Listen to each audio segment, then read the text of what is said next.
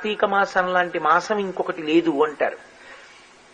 ఆ రోజు ఆడపిల్ల పిలుస్తుంది రమ్మనమని, పిలవాలి కూడా, తోడబుట్టిన వాళ్ళు పిలవాలి, అన్నదమ్ముల్ని రమ్మని పిలుస్తారు.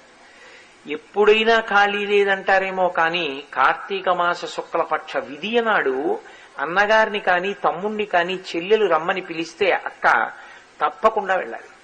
ఎందుచేత దానికి ఆ గొప్పతనం వచ్చింది అంటే, యమధర్మరాజు గారు యమున వీళ్ళిద్దరూ అక్క చెల్లెళ్ళు, వాళ్ళిద్దరికీ ఒకటే అలవాటు.